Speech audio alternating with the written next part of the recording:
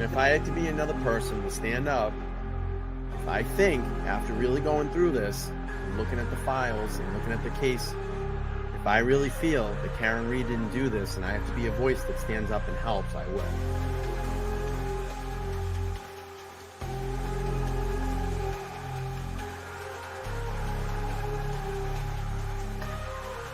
We are expecting to learn more about the allegations against the girlfriend of a Boston police officer who was found unresponsive in the snow Saturday morning. I-Team sources say Karen Reed was in a relationship with John O'Keefe. She's facing charges including motor vehicle homicide and manslaughter. We're the only ones fighting for the truth of what happened to John O'Keefe. And me and my family and my attorneys and my team have marshaled every resource to get to the truth. Just feels like no one else wants it. Just because you didn't do it. We know who did it, Steve. We know. And we know who spearheaded this cover-up. You all know. And no, she didn't do it. No, she didn't do it. This is an innocent woman. She didn't do it. I tried to save his life. Yeah. I tried to save his life at 6 in the morning. I was covered in his blood. I was the only one trying to save his life. Why'd you admit to it? She didn't admit to it. She didn't admit to anything close to that. Nothing close to that. And you should know that. That was like 3 or 4 times she admitted to it. No, she didn't. That's not true. She asked a question. She asked a question, which is very different. She didn't admit to anything.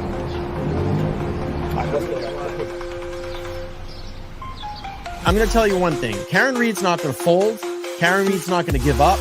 Defense team's not going to quit. The Free Karen Reed movement is going to continue. We will continue to raise funds for her. We will continue to do standouts across Massachusetts, across the nation, across the world to let everybody know what's going on here in the state of Massachusetts, the corruption. And we will continue to get the word out there. Believe me. Believe me.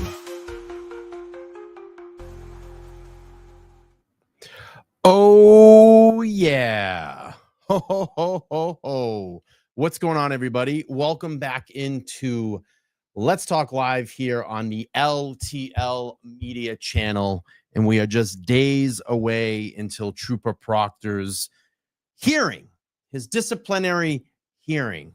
And there's been a lot of chatter around this. Obviously, if you've been watching the last couple of shows I've been done kind of an extensive review of Trooper Proctor. Obviously, we know now it's caused a little bit of a conundrum in the Brian Walsh case. But I think in that case, his attorneys are kind of throwing some shit against the wall and seeing what's going to stick, but still very problematic in Brian Walsh's case. You know, when you have a corrupt, dirty cop that thinks that he can continue to do things in cases that he's involved in, you know, with corruption and hiding and planting evidence and saying nasty things about people that are involved in the cases, it eventually all is going to unravel. And I probably think that Trooper Proctor didn't think he would ever be in the position that he's in the Karen Reed case, thinking like, hey, no one's ever going to look at my phone. No one's going to take extractions of my work phone. It's never going to happen. I'm Trooper Proctor. I'm the guy. I'm the guy. But you know what, buddy? You got caught. You got caught. And it's funny because now what I want to know is when they took the extraction of his work phone, what is on that phone? But we may never get the truth because when it was extracted, where did it go? It went directly to one Michael Morsi's office. And I'll let everybody know tomorrow night at 7 p.m., I'm going to have Juna Perkins live in studio, and she will be challenging Michael Morsi in 2026. I know we're a little ways away, but 2026, she'll be challenging him for Norfolk DA.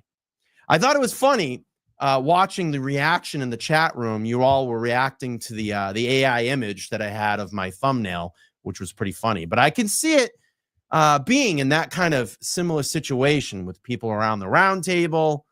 I think that this hearing is going to be, you know, more of the evidentiary side of it. Let's hear what they have, what is out there. Obviously, it's going to be strong implications in the Karen Reed case, and they're going to go over probably that testimony, look at his extractions, and then you know, there's a date in February which I found odd. that there's 2 dates. But I still don't think that he's going to get fired before Karen Reed 2.0. I don't think so. But before we get more into that, we had some breaking news today, and I want to talk a little bit about this. And this is all good things for Karen Reed's case, which, I look at it and I say, look, in the original trial, Dr. Russell was allowed to testify. How would she not be able to I know it's a new trial. It's a new trial, everybody. I know it's a new trial. But how would she not be able to testify in Karen Reed 2.0? And I think she did a phenomenal job hitting back at Hanky Panky Brennan when he tried to trip her up and tried to stump her, and she wasn't going to fall for it. She wasn't going to fall for it. And she stood her ground, made her point that she's a well beyond qualified dog bite expert with many, many years of experience in law enforcement, in emergency rooms, looking over cases and reviewing them, and made her point. And I think that Alessi did an amazing job in his closing argument to pin this down and say, look, basically, she's well beyond qualified to make the determination that these are dog bites. This is going to cause, and this is what we want, this is going to cause a lot of panic in the Commonwealth. And I think when we get this up in front of a jury, that Karen Reed's team this time around is going to be much better prepared to be able to introduce Dr. Russell back to that jury. I know they'll come much more prepared this time around. But let's read a little bit about this from Ted Daniel, Boston 25. And it says, dog bite expert Karen Reed's defense team can testify in her retrial. Judge Beverly Canone ruled on Monday that Dr. Marie Russell will be allowed to testify. So take that, Hanky Panky Brennan, at Karen Reed's retrial in April in 2025, after the prosecutor in Reed's second trial attempted to block her testimony from a retrial. Can you imagine if they didn't allow Dr. Russell to testify this time around? What it would have been outside of the courthouse? Oh my God. It would have been pandemonium out there, because we've already seen trial 1. She was allowed to testify in trial 1. And if she wasn't allowed this time around, I mean, how could that be, right? How could that be?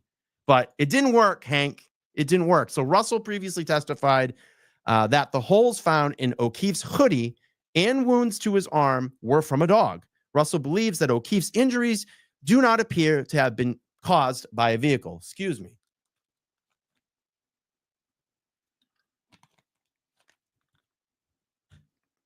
We play on, players. Quote, here is a recognition of dog bite wounds. It is not within the Commonwealth's knowledge of a layperson and requires expert testimony. And Dr. Russell is a qualified expert as to the topics, Judge Beverly Canone said in her ruling on Monday. Wow, Karen Reed's team actually getting one from Judge Bev. So basically just threw it back in Hank Brennan's face and said she's well beyond qualified. She is. She has multiple years of experience. Multiple years. We'll read on here. We had the let's see, where am I? Brennan remarked during the pretrial hearing earlier this month, quote, with all due respect to Mr. Brennan, I'm not somebody that just comes off the street, Dr. Russell retorted. Goes on. Brennan argued that the injuries were received from Karen Reed's Lexus SUV backing into O'Keefe outside 34 Fairview Road in Canton. Completely impossible. Reed is accused of hitting her Boston police officer boyfriend John O'Keefe with her Lexus SUV on January 29th, 2022, and leaving him to die in the snow outside the Canton home of fellow Boston police officer Brian Albert after a night of drinking. Those are the people that they need to be looking at. People inside 34 Fairview. Remember, just pin it on the girl. The defense has sought to portray Reed as a victim, saying O'Keefe is actually killed inside the Albert family home and then dragged outside to be left for dead. And obviously this developing story. Let's go up here. Let's see if I can play this audio from Ted Daniel. I think this is a commercial. Let me see. Let's see. Let's play this. Of course it doesn't play. Of course. An update in the Karen Reed case. Reed's dog bite expert will be allowed to take the stand at her retrial. That ruling posted Monday afternoon. You're giving your personal aside, aren't you? I actually find that offensive. No? That's Dr. Marie Russell. She's repeatedly testified about the wounds to John O'Keefe's arm. She says they're from a dog attack. Special prosecutor Hank Brennan tried to block Dr. Russell from Reed's retrial, but Judge Beverly Cannoni has sided with the defense on this one. Not this In time, her ruling, Panky. Judge Cannoni calls Dr. Russell a, quote, qualified expert. Reed is charged with running down John O'Keefe with her SUV in the town of Canton. Dr. Russell's opinion supports the defense theory that O'Keefe was beaten up and attacked by a dog. The prosecution is also trying to block Reed's cell phone expert and 2 accident reconstructionists who testified at the first trial. Judge Cannoni still has to rule on those witnesses. I'm Ted. You know, I'm thinking that I think this was going to be the toughest expert to get by, because I feel like maybe the Commonwealth had a little bit better of an argument. Now, we know they're dog bites, 100%. We know they're dog bites. But I think that this could have been a little bit more arguable, if that's even a word, from the Commonwealth. ARCA, you know, the ARCA experts, that's science and data. That's cold, hard facts, numbers, black and white, bang, did not happen. So this one was a little bit in between. And I felt like maybe the Commonwealth had a chance here, but just knowing, you know, first time around, Dr. Russell was able to testify. Judge Bev sat through the voir dire, and you know, she made it through that process. She was qualified an expert in the first trial. And why would she be eliminated in the second? And she was much better prepared this time around. It wasn't like, you know, the first trial we flew her in, voir dire, and then all of a sudden it's like, bang, she's in the trial. This was, you know, much better prepared this time around. And she could explain a little bit more as to why she's a qualified expert. So I think it's going to be almost impossible to keep the ARCA guys out. I'd like to see them a little bit better prepared this time around. And I would love to see a visual recreation. I know that they did an experiment. They used this, what was a cannon. They actually made a cannon and fired it off to experiment on said taillight. But I would love to see this time around because this is what they do. They recreate accident scenes. And I think it would be phenomenal if they could come in this time around with a recreation video to show the jury, because we've talked about this before.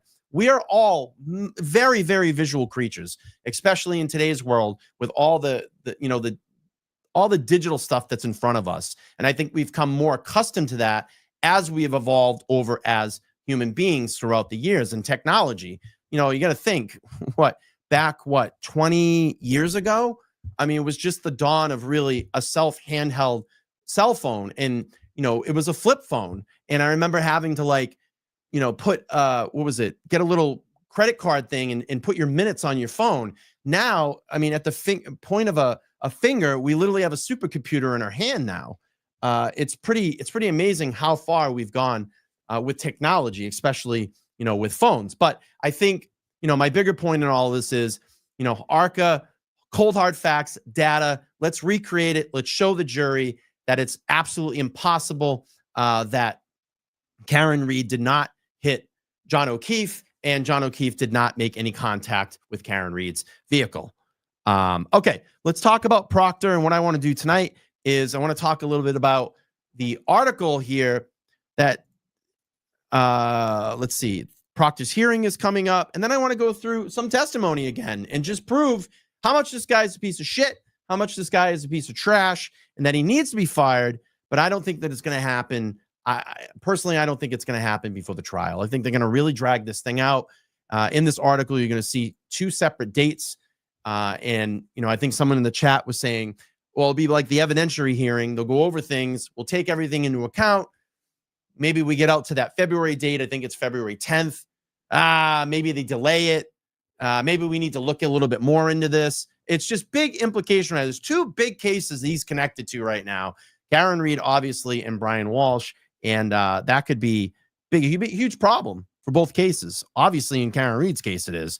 All right, so let's see. This was CBS News via WBZ News, and this was back on January 6th, and the article came out at 6:05 p.m. Trooper Proctor, lead investigator in Karen Reed's case, is set for misconduct hearing, and it goes in to say, let's see, Trooper Michael Proctor, who has been suspended in part due to text messages that he sent while as the lead investigator in the Karen Reed case, will sit before a trial board to face allegations of misconduct. Trooper Proctor's hearing, according to the court filing on Monday, the prosecutors in the Reed case, Proctor is set to face a trial board for allegations of misconduct in the performance of his duties as a uniformed member of the Massachusetts State Police.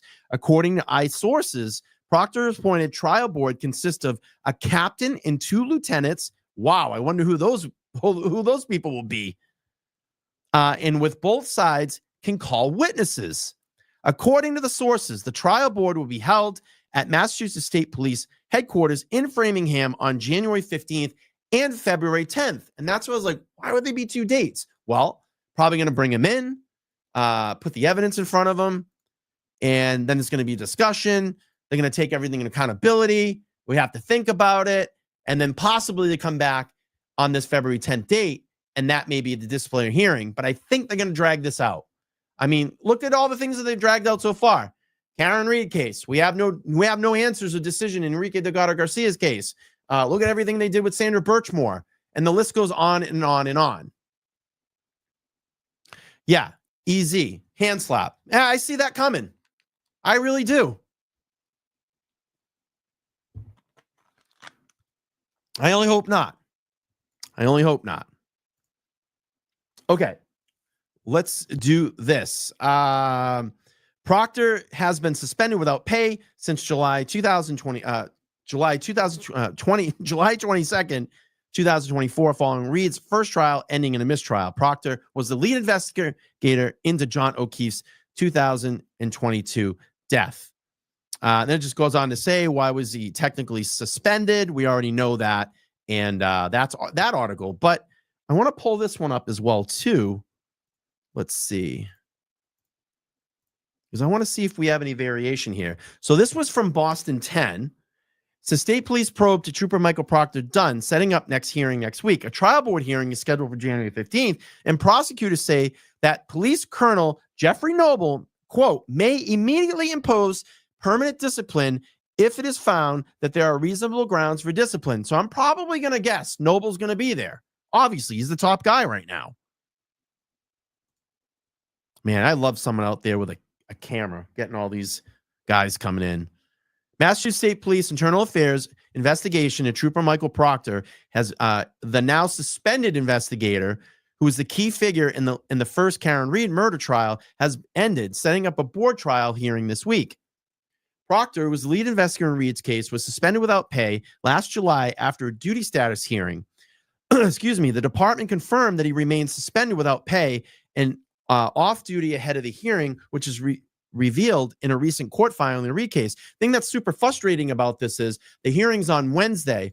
I have Todd McGee coming on my show on Thursday. He's actually in Orlando right now, vacationing. I wish I could have got him here a little bit earlier, because we could have asked him a little bit, some questions like, how does this carry out? What is the process during these hearings? What is taken into accountability? But we can still ask those questions on Thursday. We may see an article drop, and we can kind of opine a little bit more on that on Thursday night. But he'll be here live on the show on Thursday night. We're going to talk about Karen Reed. We're going to talk about Enrique Delgado Garcia, and so be it. And we're obviously going to talk about Trooper Proctor as well, too. The state police trooper had publicly admitted in making unprofessional and regrettable comments after the Reed during his investigation of the death of her boyfriend, Boston police officer John O'Keefe. The investigation led to Reed being charged in second-degree murder. We know that. In his filing, Brennan said the Massachusetts State Police Jeffrey Noble may immediately impose permanent discipline following the hearing if it is found that it's reasonable grounds for discipline. If it is found for reasonable grounds of discipline. And you're going to hear him when we play back this testimony, when he talks and he says, oh, well, things were just getting to me, and that's why I said these things. Wait a minute, sir. You're supposed to be a trained professional. Trained professional where nothing's supposed to rattle you in this case. That's why you took the oath, and that's why you took the badge. If things are rattling you, and you're going to overreact and say things, which we know is bullshit, but if you're going to overreact and say things like that, then you should not be holding a badge or a gun or taking the oath of being a Massachusetts State Police officer. You're well beyond trained and qualified for this, sir. You're well beyond trained and qualified. So we know why he did it. It was part of the cover-up. The hearing is not public. It's disciplinary recommendations. They provided to the superintendent. However, the state police will also share the results, okay, this is interesting, of its investigation with the state's post commission, which certifies police officers throughout the state. I wonder if post is required to release information to the public immediately.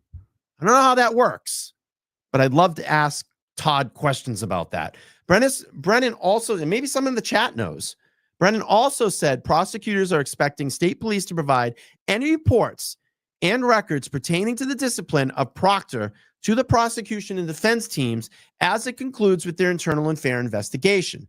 Proctor acknowledged to the jury during the trial that he called Reed names, including a whack job blank, in text to friends, family, and fellow troopers, and that he joked to his supervisors about not finding nudes while searching her phone. And I go back and I say this: what other phones has this fucking scumbag had in his possession and he's gone through for his own personal fucking enjoyment? Again, I've talked about this in the last couple of shows. This is not a one-time thing. This behavior has happened over time. And I guarantee you, it has happened before he even became a Massachusetts state trooper. This is not just something you wake up and you go, today I'm going to be a piece of shit.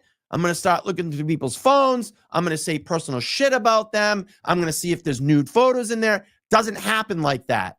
This is a learned, applied behavior.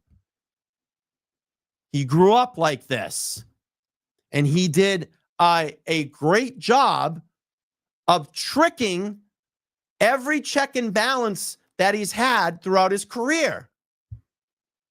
And we know how a lot of this stuff works. It's all who you know. So if you get in and you get the respect from your fellow coworkers, it's easier to slide through the cracks.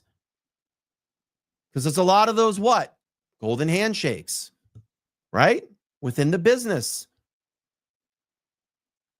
Watch each other's backs. Get everybody through it. Slide through the process. That's what happens in these cases. Said he apologized for some of the language he still used and insisted they had no influence on the investigation. Bullshit. Proctor's comments prompted widespread outrage. Yeah, here we go. Governor Maura Healey called the comments terrible. They're terrible comments, and said that they tarnished the integrity of the law enforcement. No, you, ma'am. No, you, ma'am. You have tarnished the integrity of the law enforcement because you don't do your job and you don't give us answers to the questions that we want. You back away. I called and left a message 2 weeks ago as a concerned citizen. As a concerned citizen, I said, look, what is the status update on Enrique Delgado Garcia? I want to know. I am a public I'm a public citizen here in the state of Massachusetts. I'm a concerned citizen that one of your state troopers, while they were training up at the Massachusetts State Police facility, died on your watch. And you haven't given us one public update. Hey, we understand the public outrage. We understand the public concern. We're still actively working on this case. Gee, it'd be nice to hear something like that, right? So what I'm going to do next week is I'm going to compile a list of all the people that are connected, the higher authorities that are connected to the Enrique Delgado Garcia case, and I'm going to call them live on air. I might get a lot of voicemails. I might get a lot of hang-ups, but we're going to call and ask for answers live on air. And you're not going to want to miss that show. Okay, let's go to testimony. Let's hear how much Trooper Proctor is a piece of shit. All right, here we go. Loves to talk to his family members about this.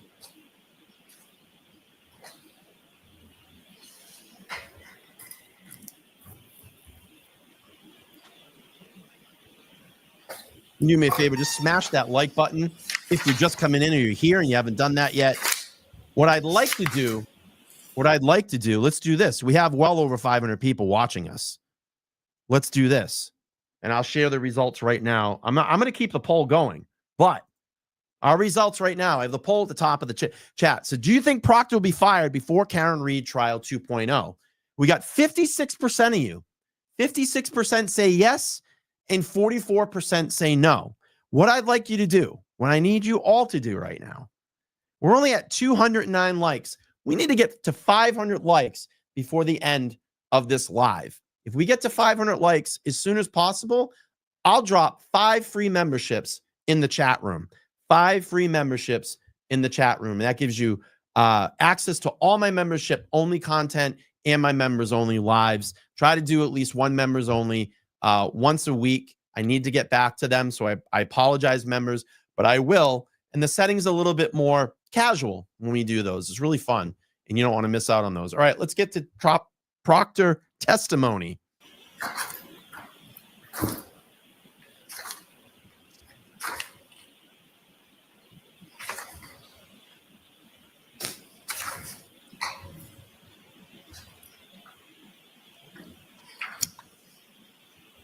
All right, we got a match. Look at that.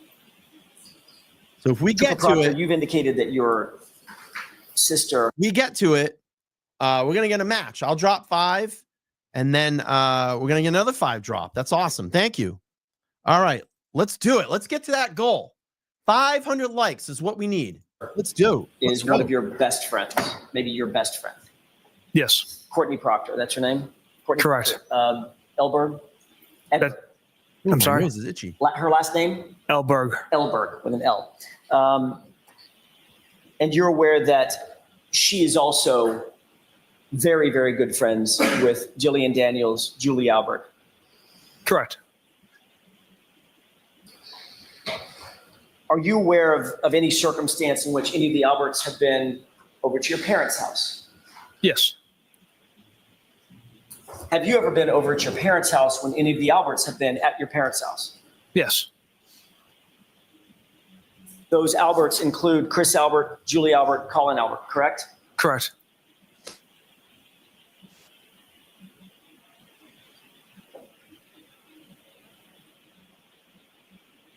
I think, listen, I think this is a great question. Case's question, Proctor's not fired. Can he still be arrested and charged? I think they're going to do everything to try to protect this guy. I really do. I mean, why wouldn't you think they wouldn't? This has been the track record. Hide it, pin it on the girl, pin it on other people, manufacture evidence, hide that a trooper's been killed at a state police academy, hide the fact that a young girl that was pregnant didn't kill herself. She didn't hang herself. I mean, what gives you confidence that they're going to arrest and charge this guy? They're going to make him go away. He's probably going to be working in a desk job in fucking Alaska somewhere. You know? It just remains to be seen. But I think they're going to do everything to try to protect this guy. Because if that chip falls, he's involved in so many cases. And there's 2 high-profile cases involved in right now. They're going to try to drag this out as long as they can. As long as they can. All right, let's go. As a matter of fact, you were on or around January 29th, 2022. You were close enough friends with Julie Albert that she had your personal cell phone in her cell phone, correct? and vice versa? I wouldn't classify us as close friends at all. Okay, let me get back to my question. Did you have her cell phone in your phone, and did she have yours? I can't recall if I believe I had her stored in my phone. So tab 4. All right. If you would turn to tab 4. And what was this marked for ID? This was. Yeah, it is. It's very Or disturbing. tell me the numbers at the bottom. Oh, I've got the sheet right here. I've got a cheat sheet. Tab 4 is triple B, Okay. as in Bravo.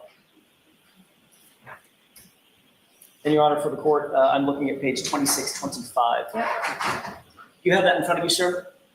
Yes, sir. Do you recognize the participants in this chat? I do. The number ending in 5374, you recognize that as being from Julie Albert? Based off the content of the message, yeah, I recognize this text message from Julie. And she texts, "This is the weekend I've been waiting for. Michael, please send ski videos if CP doesn't share with me," with a laughing face, correct? Correct. That text was sent on February 24th, 2022, wasn't it? Yes. That was less than a month after Mr. O'Keefe's death, isn't that right? Correct. And less than a month after you had been assigned to the investigation in which Julie Albert was a witness, correct? Correct. And her husband, Chris Albert, was a witness, correct? Correct. And her son, you knew, Colin, was involved as well, correct? Yes. Who is CP in that text message?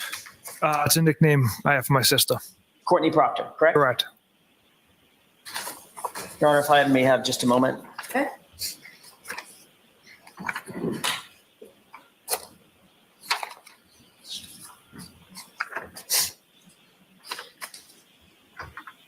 Zoom tight.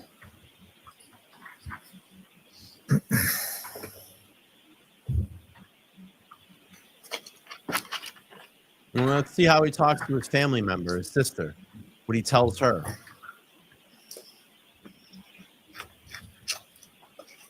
Thank you, Brenda. Yeah, let's get to 500 likes. We get to 500 likes. I'm We'll going to move to drop 5 free memberships in the chat. Proctor to tab Easy. 5. Smash please. the like That's button. It's triple free. C as in Charlie.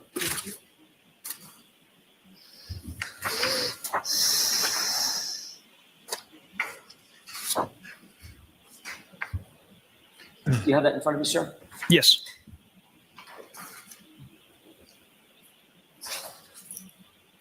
And this would be Pull this up real quick. She Rages Knits says, I think there'll be a backdoor agreement where if he toes the line, then they will get the full pension and retire. It's quite possible. I think they're going to try to hide this guy.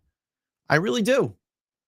I mean, I don't feel confident enough. Do you all feel confident enough that this is going to be handled like cut dry, to the bone? Yep, he's done. He's fired. I don't feel that way. Look at everything that we've gone through. Look at all the cases that he's been involved in. It's probably going to be fucking 5 days of vacation. Right? They'll probably take 14 days of vacation from him. Look what Tully got. Yikes. I don't feel good at all. Now, look, if Colonel Noble wants to put his foot down and do his fucking job, then he will fire this guy and make an example. That's what we need here in Massachusetts. People like this that are corrupt, that should not be in our law enforcement, they should be made example of. And then let's start getting some other answers. Let's start getting some transparency in Trooper Delgado Garcia's case, because I'm getting tired of it. 123 days, nothing. Come on, Colonel Noble. Where are you? All right, let's go. Page 2664. If you return to that page, please. Okay. Trooper Proctor, on January 19th, 2022, 10 days before Mr. O'Keefe's death, you were texting with your sister about whether Julie Albert might be available to babysit for your own Here we go. son, correct? Yes. So in fact, your relationship with the Alberts was close enough Yeah. that you would consider leaving your own child in the hands of Julie Albert as a babysitter, as a caregiver for your toddler, correct? Right. I wouldn't say close enough. I've hired babysitters that I've had out, but I don't know. But Julie Albert was among them, Yeah. correct? Yes, she was an option to watch my child. And then you personally interviewed Julie Albert and Chris Albert in this case on February 10th, 2022. Sergeant Buchanan and I did, yes. And you didn't mention a thing about your relationship with Julie Albert, Chris Albert, or Colin Albert in any report that you ever drafted in this case, did you? I did not. Not one word, correct? No, sir. You interviewed Julie and Chris Albert at about 5:30 p.m. on the 10th of February, isn't that right? Yes. Did either of them, Julie or Chris Albert, mention that their son Colin Albert had been at 34 Fairview Road on the night in question, January 29th? I'd have to reread the report to refresh my memory on their statements. Well, let me ask it a different way, if I may have just a moment. Right, Pat?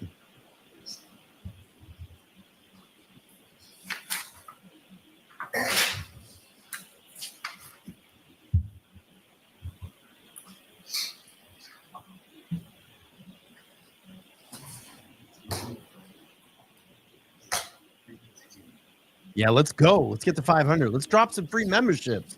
I want to give some memberships away tonight. Let's go.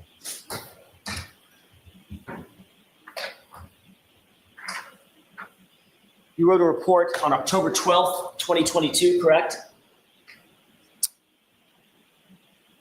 For which, Concerning your interview with, Why don't you show it to him?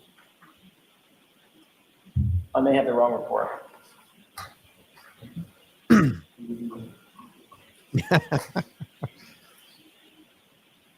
I love it.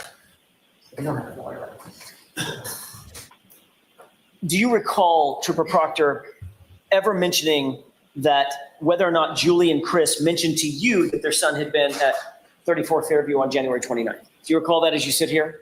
to the best of my recollection, no. It was a very short interview with Julie and Chris, was it not?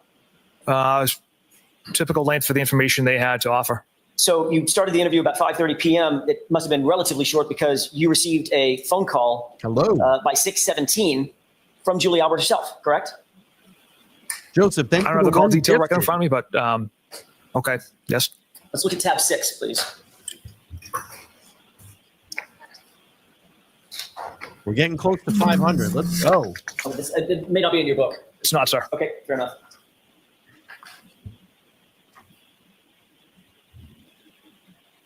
Everybody tonight, I love all of you. Look at, you're all pushing for the likes. I love this. Alyssa says, there are more than 600 people in here. Can we get those likes up to 500? Let's go. I love it. I love it, love it, love it. And Joe, thank you so much for the one gifted. That was awesome. Appreciate you.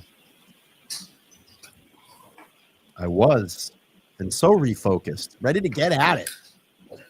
We got You indicated that you would action-packed week lined up tomorrow, 7 p.m. Juna Perkins live in studio. She'll be challenging Michael Morrissey in 2026 for Norfolk DA. Then on Thursday night, I'll be back live 7:15 p.m. with Todd McGee, and I'm really looking forward to that. And I got some other things lined up here pretty soon. Last night at the dinner, we were out of there probably like 9:30ish, about 9:30. Yeah, couple hours, and that was great. Tommy and DJ set up we had kind of a free Karen Reed meetup. Some of the creators were there. We had a lot of people that came out, probably over 100 people that I could remember that came through. It was pretty cool. It's pretty cool.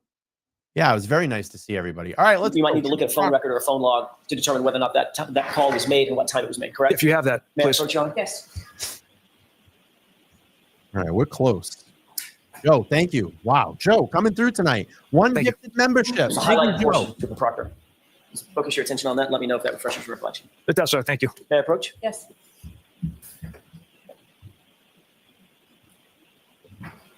I love going out and meeting You everybody. received after your interview, you received a phone call from Julie Albert about 6:17, about 45 minutes after you began the interview and then left, correct? Yes. 6:21, you called her back and you spoke for 3 minutes and 58 seconds. Is that right? Yes. Did you discuss the interview? I don't recall the content of that conversation. And of course, you never memorialized that in any report, did you? The fact that you had a subsequent phone call with Julie Albert on How would you not be able to recall the conversations that you had? You're a police officer. You're on a very high profile case. You can't remember conversations that you had, sir? No, because he's hiding everything. That's why. I'm just going to say that I don't know, and we'll just move on. I don't remember the context of those conversations. You got to be kidding me. You got to be kidding me. personal cell phone. I do not. Let's turn to tab 5 one more time. If you could turn to page 2677.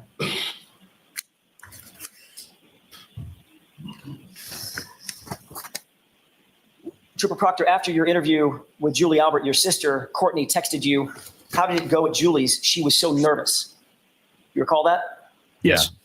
In fact, you responded to that with a ha, ha, ha, ha, ha. 4 ha's, right? And then why, question mark, correct? Correct. Then you responded, it was fine. Just a quick convo, correct? Yes. You were literally reporting back to your sister about the progress of your investigation, a homicide investigation, weren't you? Objection. Sustained. You can ask it differently. Were you reporting your progress to your sister Sure about was. your investigation? Objection. Sustained. Your Honor, may we approach? Okay. All right, let's speed up for the interest of time. That answer's not in that water bottle, sir. So you're on the right page, Mr. Jackson. Here we go. Mizzy, good to see you. Hello. Okay, go ahead, sir. You wrote the word homicide. Is that right? Yes. You were describing to your sister the nature of the case that you are now assigned. Is that right? Correct. She wrote the Canton thing is a homicide. And you wrote, don't say a word to anyone. Correct? Correct. And then she wrote, of course not. Isn't that right? Yes. And then you wrote what? In the very least, it's suspicious.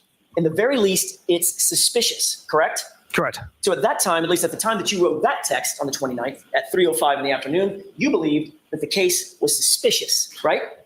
I didn't know in law enforcement that when you're actively investigating a case that you're allowed to speak with your family members about it. I mean, wouldn't that be some type of misconduct right there? You're letting out details about a high profile case that you're investigating to family members? Unreal. Before we found significant pieces of evidence. So you believed that it was suspicious that it may involve the Alberts, right? Absolutely not. She then writes, this is your livelihood, didn't she? She did. Meaning this kind of case could make or it could break your career, right? Objection. Sustained. She then wrote, I would never mess with that. Is that right? Yes. Nathan Reed checking in says big week. And I gotta let everybody know. It was funny. I was at work today and all of a sudden I got a text and Nathan sent me over the PDF document for the denial today. And I was like, yeah. I said to Nathan, and Nathan, thank you for the $5. I appreciate that. He says, Dr. Russell's back in. I went, yes. And I said, this is good news. And he gave me a thumbs up, which was great. So really good stuff. But feeling good. Feeling really good about it. I can tell you, if she wasn't going to be back in, holy shnikes, that next hearing, people would have been screaming and yelling. It would have been all over the place. Would have been all over the place. All right, let's get back to Pooper Dopper. Your sister, Trooper Proctor, was warning you that you shouldn't be investigating a case in which you're right, close friends or family members were involved. Right. Objection. Did you take her text, this is your livelihood, I would never mess with that, as a warning from her? that you shouldn't be investigating a case that involved close friends? Objection. I'll allow it. Absolutely not. That was in response to don't say a word to anyone. And that was how I interpreted this is your livelihood. I would never mess with that. A couple of minutes later, 3:07 on January 29th, you told your sister, quote, Julie and Chris were at the bar with the victim and girlfriend. Got to interview them. Is that right? Yes. So you were telling Courtney, your sister, updates on what your investigation advancements were, correct? Just You're that gonna part. interview, why are you going to interview him? Yes. She wrote, you got to be kidding me, correct? Correct. Did you take that as, you got to be kidding me, the Alberts are involved? No, absolutely not. And then you wrote, it's not a big deal, correct? Correct. And then she wrote, I bet I know the person. Sounds like it is, meaning it is a big deal, right? Yeah, I'm not sure what she meant with those messages there. But she did write, I bet I know the person, didn't she? She did write that, yes. And you know she's very close with the Alberts, correct? And she's close with Julie and Chris. You then wrote, no, I meant, or you wrote not. I think you meant no. I meant that they were at the bar with them, correct? Yes. She writes, yeah, I got that part. And then she continues on, but I know a lot of their friends, correct? Yes. Did you see a problem in this exchange? Nothing jumped out at me. Your sister's literally explaining that your family friends are suspects or possible suspects in a murder investigation that you're in charge of, correct? Objection. Sustained. On January 30th, 2022 at 9:13 in the morning, your sister texted you again, quote, Jesus Christ, the party was at one of the Alberts, correct? Yes. And you two were discussing the fact that, to put it in her words, Jesus Christ, these are our friends, right? Objection. Sustained. How did you take her Jesus Christ, the party was at one of the Alberts with 2 exclamation points? How did you take that? Yeah. Can we hear That's- that? Yeah. How am I going to explain this one? The way I'm interpreting my sister's text messages was that surprised and shocked that this is where Mr. O'Keefe was found in the front lawn of that residence. Could it be Jesus Christ, we know these people? Yeah. Again, that's how I read that message. You don't deny, Trooper Proctor, that you were routinely disclosing to your sister pretty intimate details about the investigation, correct? I wouldn't say intimate. I'd say newsworthy stuff or just generic, nothing Well, too specific. newsworthy, would you have gone to the news at this point in the investigation? Would you have gone to the news and said, Julie and Chris were at the bar, I got to go interview them? Objection. I'll allow that. Is that what you do, Trooper? No, I would not do that, sir. So it's not newsworthy. These were details, internal details about the investigation, weren't they? Yes, And you were sharing them with your sister, Courtney Proctor, correct? correct. And Courtney Proctor's best friend is Jillian Daniels, and one of her closest friends is Julie Albert, right? Correct. I mean, come on, people. I mean, can we not connect the dots here of what's going on? I mean, there's so much information that's just being spread out. And this guy started yapping to his sister like hours into the investigation. Everybody probably knew everything that was going on. And then you're assisting because he's updating with the investigation. This is what's going on. And that information's getting passed to the McAlberts so they can get all their stories straight. Oh, yeah. Then on February 1st, 2022, your sister texts you that she's actually meeting with Julie Albert, didn't she? Yes, And that was before you ever interviewed Julie, correct? yes, So it appears that Courtney was providing information to Julie of some sort before you were able to actually interview her. Is that right? Objection. Sustained. She was, well, let me ask it this way. Kim You don't did it deny right. that Courtney was Correct meeting with line. Julie before you interviewed her, correct? correct. And you don't deny that you had been providing information about the case with Courtney before you interviewed Julie, correct? Provided information that Julie and Chris were at the waterfall and I needed to interview them. Yes, that's the information I shared. And who knows what you shared verbally, not in text messages, correct? Objection. Sustained. Did you, we have text messages, Trooper Proctor. Did you share other information on phone calls with Courtney? Yeah. No, So the only information we're to believe, you talk to her 5 to 6 times a day. The only information that you claim you shared with Courtney about the details of the investigation are contained in these texts we have. Objection. I'll let you answer that. Can you answer that? He's the lying. information that I share with my sister contained within these texts, yes. You never discussed this case verbally over the phone or in person? Of course he did. On the phone, I'm sure there's been conversations that's things that have been newsworthy items that have gone to the news. There's definitely been conversations in that regard. Then before you ever interviewed Julie, your sister informed you that Julie actually wanted to get you a gift for your participation on this case, correct? Yes. In tab 5, let's turn to page 2672, Trooper Proctor. Yeah, I like that. Right, Yes. JJ? Newsworthy, right? Yeah. 2672. You see the text from you, what's up? Yes. And what's Courtney Proctor's response? Nothing. I just saw Julie, and she said, when this is all over, she wants to get you a thank you gift. And I respond with, get Elizabeth one. Hang on just a second. Let's take them one at a time. You were asked about this on direct examination by Mr. Lally, right? Correct. And you looked at the jurors, paused, and said, I never asked for a gift. I never received a gift. Elizabeth never asked for a gift. She never received a gift. You remember that? Correct. You said you never asked for a gift, correct? Correct. What's your next text? Get Elizabeth one. Get Elizabeth one what? Yeah. Referring to a gift. Why? So you did, in fact, ask for a gift, didn't you? For my wife, who had been home with my children for the last 10 nights. From Julie Albert Yes. for your participation on this case. I don't know if that's yes. Well, Courtney Proctor answers that question by saying, because I guess her and Chris were friends and John, and she's so proud of you for leading this investigation, correct? Correct. You're aware during the course of your investigation, well, let me ask it this way. Let me ask a foundational question. Do you pull phone records as a matter of course in investigations of this nature? Yes. Did you pull phone records in this case variously? The phone records of Of anybody? Witnesses, suspects, not witnesses, Mr. people, whatever. We didn't pull full phone records of witnesses. Victim? And Miss Reed. During the course of your investigation, did you become aware that there were 67 calls between Julie Albert and your sister, Courtney, in the months following John O'Keefe's death? Objection. I'm going to sustain that objection. Did you become aware during the course of your investigation of the level of communication between Julie Albert, one of the witnesses on the case, and your sister? Objection. I'm sustaining that objection. You can come try and convince me otherwise if you want, Mr. Jackson. I can ask it a different way, Your Honor. Thank you. Did you ever seek information about phone calls and communications that Julie Albert may or may not have been having with anybody else? No.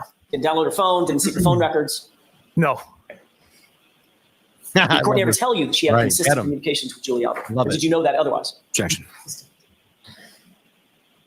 During the months, let me ask it this way, during the months following John O'Keefe's death, you did continue to have consistent communications with Courtney, though, didn't you? Yes, I speak. Real quick, we're just about 18 likes away from 500. I know we're gonna get there. When we do, we're gonna drop 5 free memberships. Keep smashing that like button if you haven't done it. It's free. Scott McGinnis says Alan Jackson will open hands to Bev. Like, what the fuck, Bev? I love it. And daylight saving. We got a daylight saving. We need to get rid of that. It's just a bunch of garbage. Daylight saving time starts Sunday, March 9, 2025. All right, let's go. Speak to my sister every day. Trooper Proctor, were you using Courtney, your sister, as an intermediary between you and Julie Albert? Absolutely not. You were well aware from the very beginning of your investigation that Colin Albert was, in fact, at 34 Fairview on the night in question, right? Yes. Matter of fact, you testified at the grand jury, the state court grand jury Were you in there? this case, that you knew that Colin Albert All right, was we got it. at the location, right? We got it. All right. Well, let's do this really quick. I have a very, very special guest joining, and this is the first time on the show. And this person would like to talk to everybody this evening. And I'm very, very honored. I'm going to bring this awesome guest in as we have Nathan Reed live here on LTL Media for the very first time. And thank you and welcome to the show. How are you, Brian? I'm well. Wow. What a day, huh? What a day. We have Dr. Russell, where Judge Bev actually stepped up and did one for the Reed team today and qualified well beyond, a shadow of a doubt that Dr. Russell is a qualified expert to talk on dog bites. So that's a definite win for Karen Reed's team. And I know we were excited. It was all over Twitter. It was all over Facebook today. I had tons of text messages of just people being really happy about it. And I'm sure that you're all doing well in your camp as well, too. Yeah, it was a big day. I think it would have been difficult for Judge Cannoni to leave out Dr. Russell after allowing her to be on the stand, obviously, in the first trial. So I'd like to think that this is we're par for the course here. But we'll see what happens in regards to what the Commonwealth plans to do, moving forward over the coming weeks, both on the 31st and then February 6th and 7th. But I'll remain quiet on anything legal and let Of course. Yeah. go. Really, the reason I wanted to jump on was to say hi, and this is a great show tonight because I do think what comes out of the trial hearing with Mass State Police and Michael Proctor on Wednesday could be potentially massive news, and that's really where my mindset is, as well as the national standouts that are coming this Sunday on the 19th. So we're looking for as much outreach as we possibly can, and really the Reed family thanking the boots on the ground for the tremendous efforts that they've put forth for month after month. And so that's what my mindset is going into this week. It's really Trooper Proctor on Wednesday, what comes out of that, and then the standouts on Sunday. I'll tell you and everyone watching the show tonight that I plan on being in Dedham to thank the boots on the ground on Sunday, Awesome. as well as Warwick, Rhode Island, and possibly some other places. I know some other Reed family members will do the same, but at different locations. So we're going to try to spread out and just thank people, shake hands, and kiss babies, as they say in the car business. So, but I just wanted to jump on and say thanks for everything. Enjoying the show, and you caught me just post haircut. So, well, you look great. You always look great. Really quick, and I think I just want to add this. And listen, I appreciate your time. I mean, I really do. I want to add something to this. I know that Will the Glairer had that 12-hour stream that he did over New Year's, and it sucks. I had the link. I was trying to get in. I was out. I couldn't get through the security verification on my phone. I was kind of angry I couldn't get on, but I did listen to your segment, and I think you said one thing or a multitude of things that I think that really added up really well and kind of set the tone for 2025. You said, look, we've had a little bit of downtime. We've probably had a little bit of frustration. We felt that maybe some of it was pulling, away, and things are coming back in, and we're all kind of joining, and the uplift is happening. And you said, it's 2025. This is going to be a new year. And it's nice to see everybody coming back together. And I will, I'll quote the article. I think Howie Carr is absolutely correct that Karen Reed will be acquitted in 2025. I have such a good feeling. My heart feels good.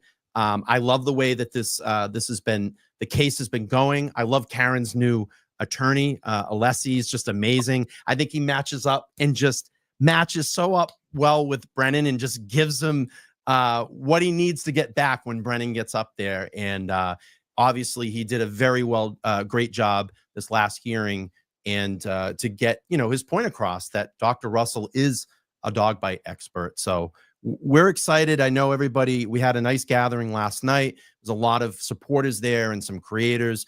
And I kind of feel like everything's coming back together again.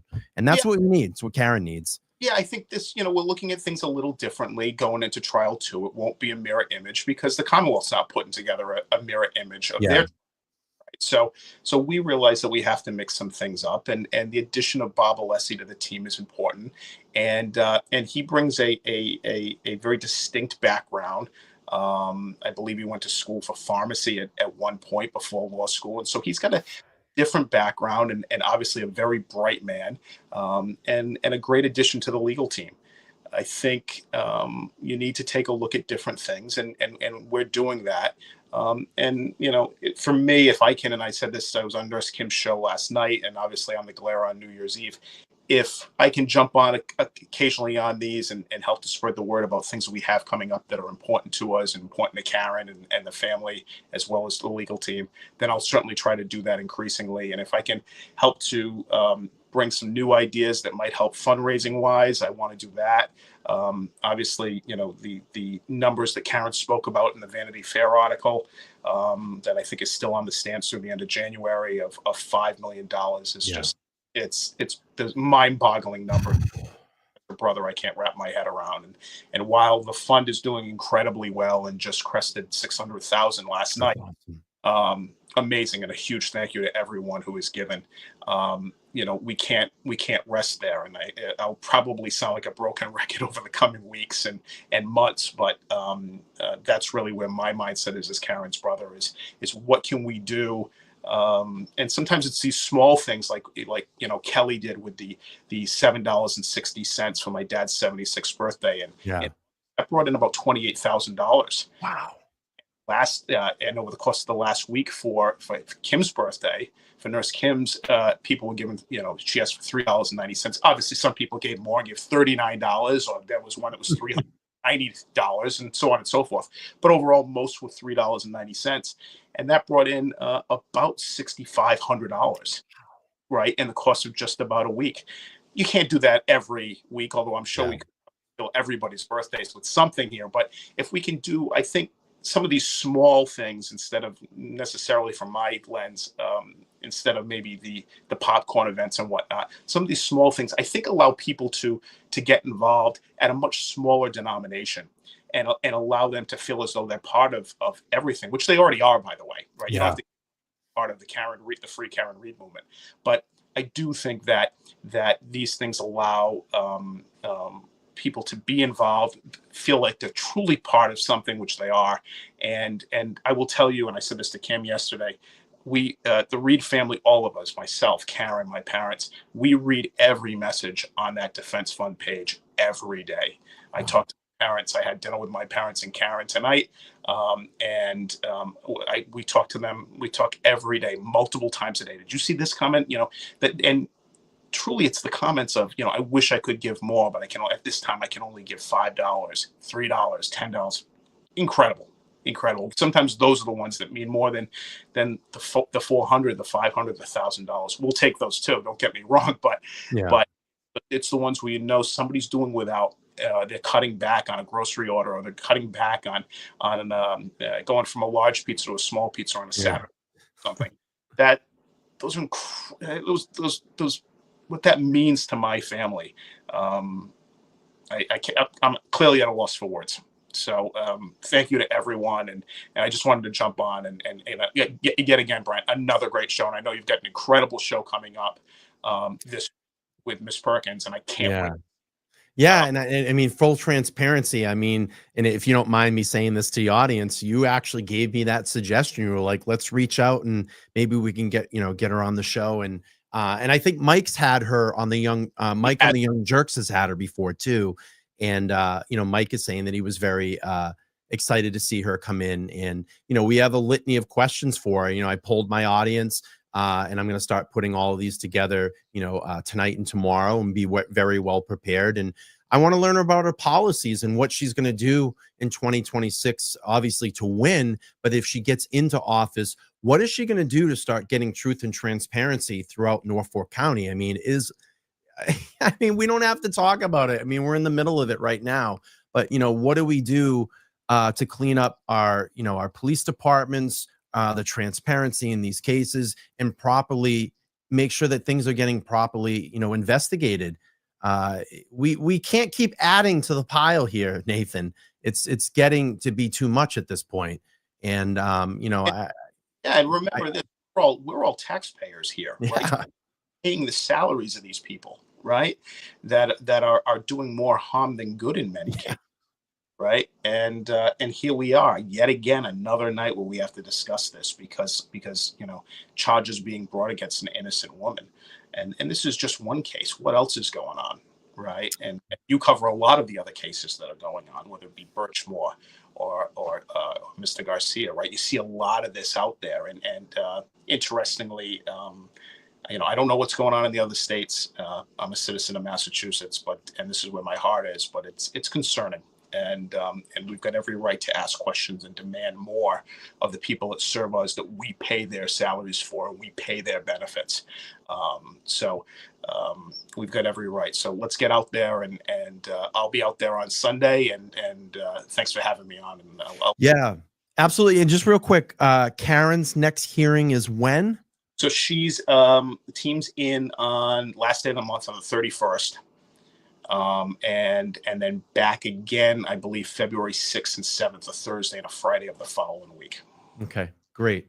Well, everybody, that is Nathan Reed. Thank you so much for jumping on tonight and give us some update and inspiration. Obviously, at the end of the show, I'm going to stand I'll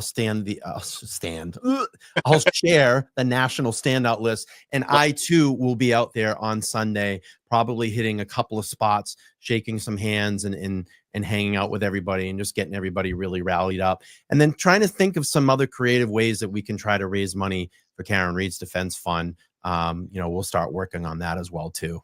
Yeah, I thank you for that. And let me say this: the website, they're adding to it daily, right? So Awesome. I was on there yesterday on KarenReedStandouts.com. There were several additional dates that were added this morning. There was one or two dates, not dates, I shouldn't say, but locations rather.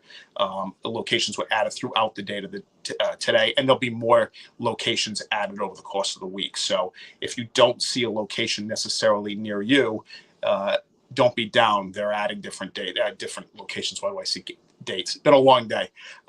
Different locations. So for instance, Taunton was added this afternoon, and Plymouth afternoon, and like I said, I'll be in Warwick and Dedham spread out throughout the morning and early afternoon, and with hopefully some press along with us. So great. I'm excited. I can't wait to see you on Sunday, and I think it's going to be another great standout. We did this before. What was the last one we had on Labor Day? Right? We had one Labor Day? It was amazing, really amazing event. So dress warm. I'm sure everybody will be out there. We'll get some coffee and hot chocolate going. We'll have a good day and stand out for justice and stand out to the communities around us and let everybody know and give awareness to the Free Karen Reed movement. So Nathan, thank you so much for taking this time and jumping up with us. I'll let you get back to your business, and I'll see you on Sunday. Good to see you. Take care. All right, take care. Bye-bye. Wow, it was great. Look at that. Nathan Reed. First time LTL Media, Let's Talk Live. I love that. Was a treat. That was a real treat. Such a great guy. Every interaction I've ever had with Nathan has been kind and pleasant. And I just can't say enough about his family. They're just really great people. I've gotten multiple times to speak to his mom, to his dad, and they're the same all the time. They're just kind people. And not only listening to them, but just people that are around them, how kind they talk about that family. And it's just awful that we have to keep doing this night after night. But I truly believe in 2025, Karen Reed is going to be acquitted of all this shit, and she will get her revenge. Believe me, she will get her revenge. All right, let's keep playing on here. Trooper Proctor. Oh, anyway, I owe some memberships here. Let's do that first. Let's drop 5 free memberships. Let's do that. 5 free incoming. Here we go. 1, 2, 3. Welcome in new members. You got 1 month on me. Who do we got? Who do we get? Let's see. I can't see them. Okay, let's see. Leo was gifted 1. Hot Wheels gifted 1. Cupcake Duck. It's probably Wisconsin's and Grandma got gifted 1. And then we have 5 gifted here as well, too. Thank you. Thank you, TC. So we got 10 new members, and that's 10 new memberships, 1 month on us. And it gives you all access to the members-only content and all my members-only lives. All right, let's play through Trooper Proctor here. Continue with this dirtbag. Yes. Did you make any concerted efforts to keep Colin Albert's name out of this investigation? No.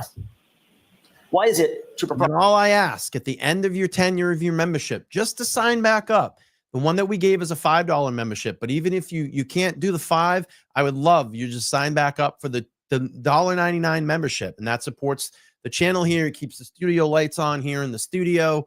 And, it supports the channel, keeps the lights on, as they say. All right, let's keep going here. That Colin Albert's name fails to appear in a single police report until July 18, 2023. Colin Albert was not at the home. He left at approximately 10 a.m. before anyone from the waterfall had arrived back there. Let's look at, obviously, part of the job of an investigator is to be as complete and thorough as possible, correct? Yes. You don't just take someone's word for something. You look for corroborating evidence, don't you? Yes. Matter of fact, you wouldn't take a witness's word for almost anything in a reasonable investigation, would you? Objection. Would you? You can have that. If I find the witness to be credible and have no reason to lie, then yes, I would take their word. Would you try to support a witness's statement or witnesses with an apostrophe, S apostrophe, their statements with corroborating evidence? Yeah, potentially. That corroborating evidence might be talking to other witnesses, right? Yes. It might be looking at cell phone data, correct? Correct. It might be looking at geolocation data, correct? Yes. You're trying to find out where someone is. You might pull information from their phone concerning geolocation data, right? Yes. You might pull cell tower information, right? If there's a need for it. There's myriad ways that you can find out whether someone's telling the truth about where they were and when they were there, right? Right. Let's take a look at your handwritten notes from your interview with Juliana Nagel on October 5th, 2022. This should be tab 7. Proctor. What is it for identification? My mistake. I thought it was in the tab. It's not. This is a 3-page document. I'll just refresh his recollection with this. Okay, show Mr. Lally and then go ahead. Of course. Let me ask the foundational question, Trooper Proctor. Do you remember exactly what's in your notes from a conversation that you had on October 5th, 2022? I don't know. Do you think it would refresh your recollection to take a look at your handwritten notes? Yes, sir. Thank you. I love the love tonight. Everybody's been so kind in the chat tonight. I love it. Look at all these thanks and congratulations and the likes. It's been very interactive chat tonight. And also, I have Karen Reed's defense fund link pinned to the top of the chat. You know, even if we could just, let's do this. All right, what time is it right now? It's 8:16. Let's do, I would love for everybody to, let's see. Can I get everybody in the chat to do at least, let's just do $2.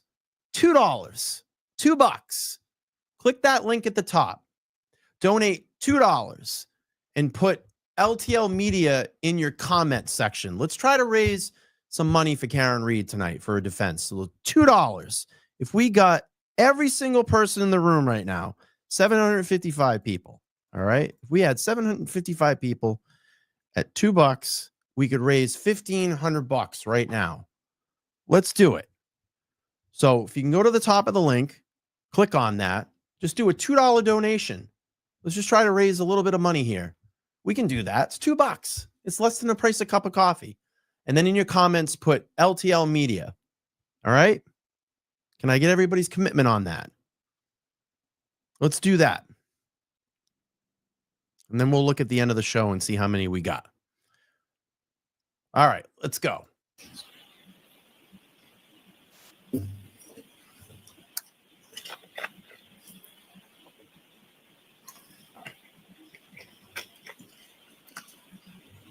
And let me know in the chat if you did the $2. Recollection. Nick Rocco says the minimum is $3. I love your it. notes, your handwritten notes from this, at least partially from this investigation. Let's do this. What I'd like everybody to do, top of the chat, is Karen Reed's defense fund link, and Nick just upped the ante. Nick just upped the ante. Let's try to do a $3 donation. That'd be better. $2 or $3. Let's just do that. $2 or $3. Click on that link. Donate to Karen Reed's defense fund, and in the comments put LTL Media. LTL Media in the comments. Let's try to raise some money, right? And I love it. Paige says minimum donation is $3. So we upped it. And then let's see if we can get some money going. All right. Yeah, let's go. Does that reflect your handwritten notes based on a conversation that you had with Juliana Nagel on or about October 5th, 2022?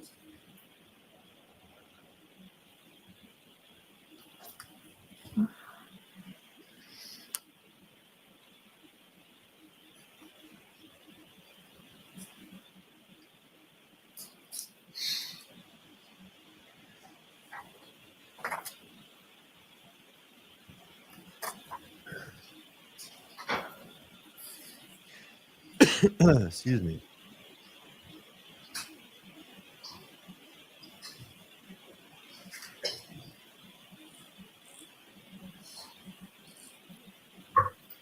So we got one already. Angela says $3. Says LTL Media. We love you, Karen. Awesome. That's cool. So Angela already kicked it off. I love that. Thank you, Angela.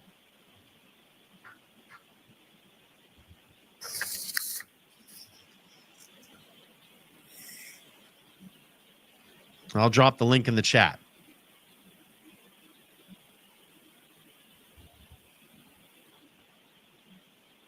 All right, I'm going to end the poll, and then the link should be right there. So support Karen here. The free Karen Reed link is there. You can click on that. There you are. Yes. This is going to be an accurate representation or accurate copy of your notes for your interview with Juliana Nagel. Yes. Your Honor, with the court's permission, I changed my mind. I would like to have this marked as next. Introduced into evidence? Correct. Is there an objection? Yes, Your Honor. Any objection sustained? Is it true that in your handwritten notes, you list the following individuals based on Juliana Nagel's conversation with you as being at 34 Fairview? Brian, Juliana, Mary Kent, Emily Fabiano, Courtney Alba, Thank you, Colin Dragonfly. Albert, Awesome. and Sarah Levinson.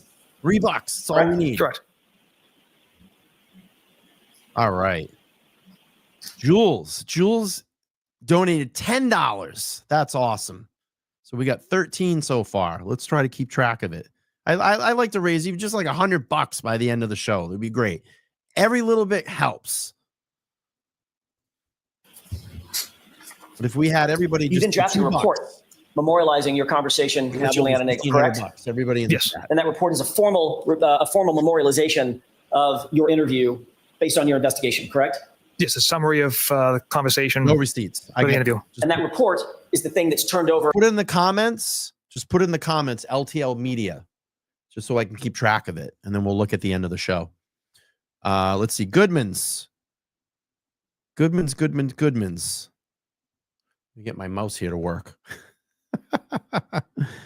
Gifted 5 memberships. I appreciate that. Welcome in new members. But I really want to concentrate on getting money to Karen Reed's Defense Fund tonight. Let's try to do that. Click that link. I appreciate it. And I'm going to drop the link again in the chat. All right, let's go. To the Commonwealth, correct? Yes. And the report is the thing that's entered into discovery and provided to the defense. Correct. And isn't it true that in that report, you list the individuals that were at 34 Fairview as Brian, Mary Kent, Emily Fabiano, Sarah Levinson. Is that correct? Yes. What's the one name that was left out of your report on that list? Objection. I'll allow it. Was there one name left out? So, Break that down, Mr. Jackson. Sure. Isn't it true that in your report, you excluded the one name, Colin Albert, from the list of individuals that were in your notes?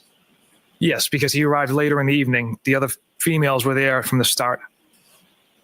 At the time that you wrote your report, the formal report, this one, you did not believe that your handwritten notes were also going to be disclosed, did you? I knew that was a possibility.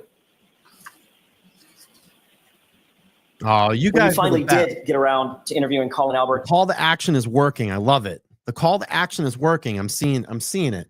This is great. And don't cash at me. Don't donate to me. Let's try to get it on Karen Reed's Defense Fund. I'm going to end up probably tonight. Let's see. I got $10 from Andrew. Thank you so much. I got $10 from Katie. Thank you so much. I had the gifted memberships in. I'm going to do this. I love it. All the $3 donations are coming up. It's fantastic. Really great. I'm going to do a $100 donation at the end of the show. So I'm going to do a $100 donation. That's my donation. So I'm going to do 100 tonight. So we'll do that. We'll make sure we do that before the end of the show. But just keep dropping those $3 in there. Let's get the $3 donations to Karen's Defense You personally Fund. conducted that interview, did you not? Yes. Colin Along with Albert Trooper told Zach you- Clark. Take down my memo. I'm sorry. Finish your answer, Trooper. Please go ahead. Yes, along with Trooper Zach Clark in my office. Thank you so much, Goodman. Colin $2. Albert told you that he was picked up by Allie McCabe from his uncle's house at 12:10 a.m., correct? Correct. Allie McCabe also told you that she I'm picked gonna up do the Colin 100 Albert right at 34 Fairview at 12:10 a.m. and then dropped him off at his house, correct? Correct. And then she indicated that she went straight home after that, right? Yes. Did you conduct any further investigation to determine whether Colin Albert and Allie McCabe were actually telling the truth about that time? We did not. You just took them at their word, correct? Yes. Trooper Proctor, you realize you had a forensic image at the time. You had a forensic image of Jennifer McCabe's cell phone in your possession, right? Correct. You're also aware that she has a Life 360 app on her phone that tracks the location of Allie McCabe, correct? I was not aware the app tracked her daughter. I knew of the Life 360 app, but I wasn't aware of the capability of tracking her daughter. Did you bother to look at Jennifer McCabe's Life 360 app to determine whether Colin Albert and Allie McCabe were telling the truth about the time that they supposedly left 34 Fairview? Objection. Did you do that alone? I did not. Can we take a look at tab 8? Do you recall looking at all at a Life 360 app or its data from Celebrate Report? Objection. Did you or did you not look at any data from Life 360 from Jennifer McCabe's phone? Objection. All right, so this is a good time to take the morning recess, and I'll see Constance. 15, 20 minutes. You listen to it. All right, hang on. Let me pause this. I'm going to put my donation in right now. I'm going to do $100 right now. So let's put $100 in there. Let's see. 10. I'm doing mine. Let's see. 280. All right. Just put my hundo in. And then we'll speed up. We'll get back to testimony here. Let's see.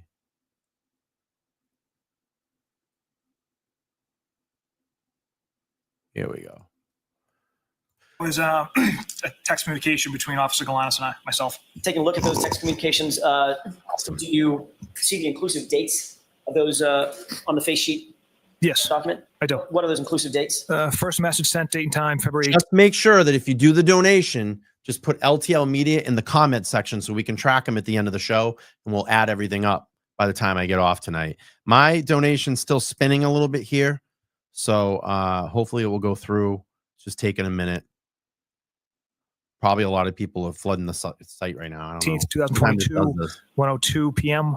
Last message sent, date and time, February 18th, 2022. Oh, look at that. We had a 2:05 p.m. match. These Look are at texts that. on a single day, correct? That's correct. If you would look at page 2623. See if mine went through. Your Honor, may I publish? Is there any objection? Yes, mine went through Same too. one, but I'll let you publish it. Thank you. Yes, you- Look at that. We had a match donation of $100. I love it. I love it. I love it. Love it. I love it. You guys are amazing. Let's see.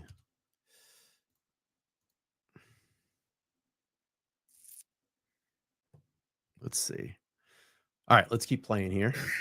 In this text, you're asking a member of the Canton Police Department to look around the surrounding area of 34 Fairview Road for camera equipment, correct? I was asking if they had any knowledge of cameras in the area. Okay. And of course, that was to an officer who was employed by which department?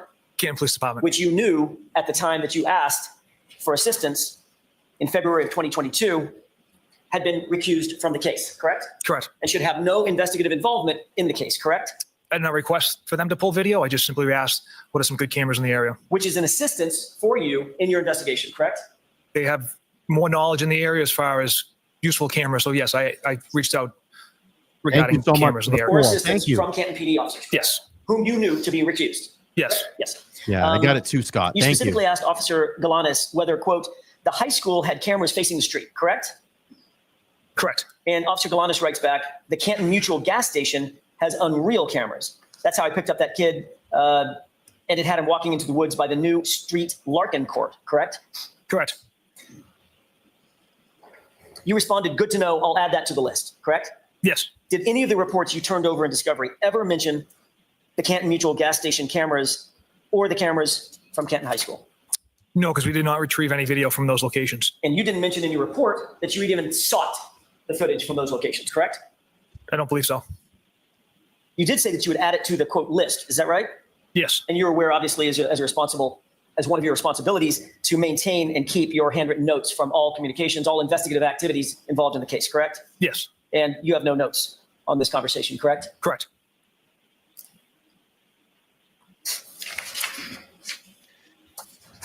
You guys are awesome. Awesome, awesome, awesome.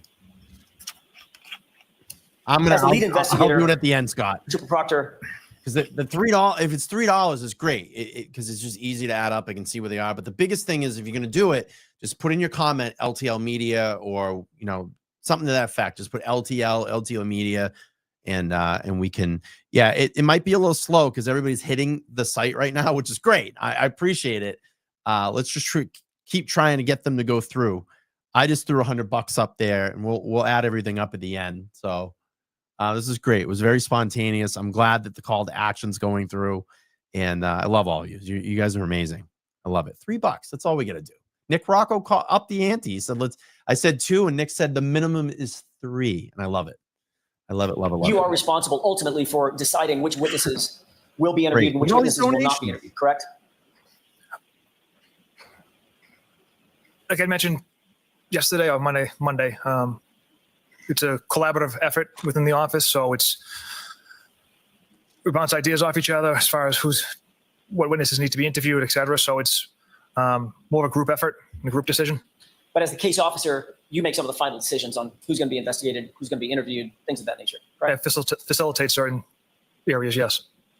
I want to talk about some of the witnesses that you interviewed in the days and weeks immediately following Mr. O'Keefe's death. You interviewed Brian Albert, correct? Correct. Nicole Albert, yes? Yes. Chris Albert? Yes. Julie Albert? Yes. Jennifer McCabe? Yes. Her husband, Matt McCabe? Correct. All those individuals are related in one way or another, either through marriage or otherwise, to each other, correct? Yes, that's my understanding. And you also interviewed Brian Higgins, is that right? Yes. I want to talk for a second about the individuals that you did not immediately choose to interview.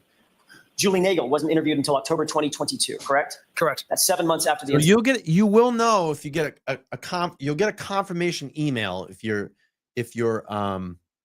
donation went through. You will get a confirmation email. So check your email because I just got my confirmation email. So mine did go through. So when you donate, it will give you a donation and the donation alert will actually be titled Alan Jackson via payit2.com. So you'll know that your payment went through. So just check your email. Right? Correct. Sarah Levinson was not interviewed until October of 2022, also 7 months later, correct? Correct. Caitlin Albert was interviewed July 6th, 2023, correct? That's Yes. okay, 16 Bonnie. months after the We'll incident. figure it out. Is that right? Correct. Brian Albert Jr., July 6th, 2023, right? Yes, sir. Ali McCabe, me. August of 2023, correct? Yes, sir. That's 18 months after the incident, correct? Correct. Heather Maxon, she was not interviewed until September 21st, 2023, 17 months later, correct? Correct. All right, that's actually, my math is off. That's about 18 months later. Is that right? Correct. Richard D'Antona, September 2nd, 2023. Is that right? Yes. So you waited more than 18 months to interview him as well. Is that right? Yes. And then Brian Loughran, snowplow driver, August 2023, 17 months after the incident. Correct? Correct. I want to talk for a second about this last individual, Brian Loughran. He also goes by the name Lucky. Is that right? Yes. Lucky Loughran. You testified under oath on April 21st, 2022 in the state court grand jury proceeding that no snowplow traveled down Fairview Road on January 29th, correct? Correct. Why did you say that, Right. Mr. Proctor? That was based off interviews with Mr. Trotter that the plows weren't out until they met up at 2:30. And then it was my understanding they were focusing on the main roadways. You're aware that Michael Trotter testified in this case? Okay. Were you aware or not? No. Okay. You did, in fact, interview Michael Trotter, did you not? Yes. And isn't it true that Michael Trotter told you that, in fact, Brian Loughran was plowing 34 Fairview that morning? Objection. Is that what he told you? I don't recall that statement from him. Tony, Michael Trotter testified that that's what he told you. Do you have any quarrel with that? Objection. That's his statement. In reality, Trooper Proctor, you did not want to speak to anybody in the weeks and months following this incident who didn't fit your narrative, correct? Objection. I'll allow it. Is that true? That's simply not true. Absolutely not. Certainly you didn't Have want a to good talk night, to anybody Dina. who could say Thank that you. there was no body on the lawn at 2:30 in the morning. Is that right?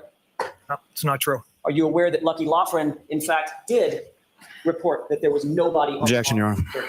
So the objection sustained. I'm going to strike now. Did you include anything in your investigative report throughout the entire time you've been in charge of this investigation about Lucky Loughran and his observations? Not until Sergeant Mechanic and I interviewed him. And that was when? I can't recall the exact date. And that was after the defense brought him to your attention, correct? Objection. I'll allow it. Not true? Correct. Are you still the case now, agent Samantha. in charge of this case? Yes. Awesome. As a lead investigator and the case agent, you're aware it's also Awesome, your thank you. responsibility and your obligation to investigate all potential individuals, right? All potential suspects. Yes. You're obligated to investigate anybody who would have a motive, a means, and an opportunity to commit the crime. Ah, or the Christina, offense, 11-month correct? membership. Thank you. Motive includes anything from Member of financial the gain channel. to Thank you for just be support. revenge, right? Appreciate that. Yes. Could be a lover's quarrel, correct? Yes. Or it could be someone who's interested in someone romantically. Excuse me. Could be an argument inside of a vehicle. Sorry, I didn't hear that. Could you, what I was your didn't hear answer? So, or it could be an argument contained inside a vehicle as well. Ah, yeah, which is the conclusion you jumped to 17 hours into your investigation, right? Objection. Overruled. Is that right? It's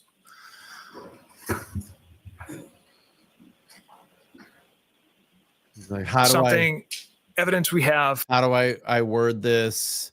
What did my superiors tell me? How do I walk through this? That's the looking up. That's the lying. People look up and they don't look you in the eye and talk to you. Like if you look at Trooper Proctor and then you look at Lucky Lofgren when Lucky's speaking and saying that, excuse me. Excuse me. Whew. And Lucky's talking about not seeing a body on the lawn, and he's looking at the attorney in the eyes when they're asking questions because he's not lying. And then when you have to think and you got to look up and you're going, that's lying. That's lying. He's lying. Contained within cell phones reiterates that Thank fact. you. When you decided that Exactly. you were going to make sure that the girl, I think that's what you called her, the girl, was going to have serious charges brought against her Right. 17 hours into your investigation. Right, Darcy. You didn't have any evidence whatsoever that there was an argument inside the vehicle, did you? To go towards intent, no. But as far as the physical evidence goes, we have compelling evidence indicating Miss Reed struck Mr. O'Keefe with her vehicle. So you just did Okay, this. Mr. Jackson, I just have to keep your voice up, Trooper Proctor, okay? Yes, Your Honor. Go ahead. You just did this piecemeal. So when you decided that the girl, Ms. Reed, was going to get serious charges against her, didn't have any indication of any intent. You just decided, oh, okay, I'm just going to go with the physical evidence today. I'll figure out intent later. I'll figure out motive later, right? Yes.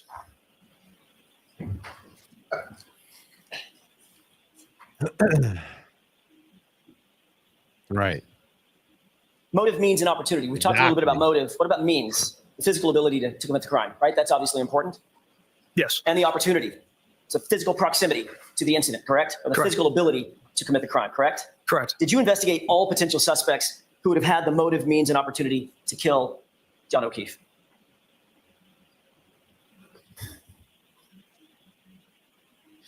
Yes. And that motive, means factored in with the physical evidence pointed directly at Miss Reed. There's no one else had any motive. Mr. O'Keefe never went inside Fairview Road. And you got all that, of course, from the Albertson case, right? You sure Yes. about that? Objection. I'll allow it. Let's talk about Brian Higgins for a second. You know that name? I do, sir. You personally interviewed Mr. Higgins, correct? Sergeant Buchanan and I did, yes. You keep adding other people into the interviews. I'm asking what you did, not what you and somebody else did. Did you personally interview Brian Higgins? Objection. I'll allow it. Yes, I did.